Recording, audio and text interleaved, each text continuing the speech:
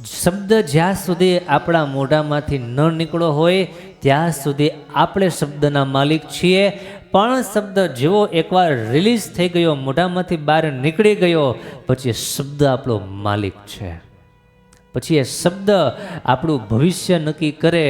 આપણને ફળ શું મળશે, આમાંથી પરિણામ શું આવશે, એ પછી શબ્દ નક્કી કરે છે. ન બોલાયેલા શબ્દના આપણે માલિક છીએ અને બોલાયેલા શબ્દ આપણા માલિક છે.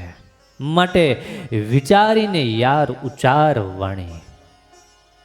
પાણી એક વાર ગાળજો, વાણી 2 વાર ગાળજો. 2 વાર વિચાર કરીને એક વાર બોલવું. મેં ઘણી વાર વાત કરી છે,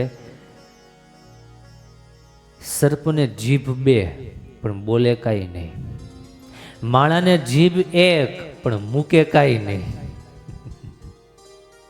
માણાને એક ભગવાને જીભ આપી છે પણ બોલવામાં કાંઈ બાકી ન રાખે. માટે વાણીનો સંયમ એ પણ એક તપ છે.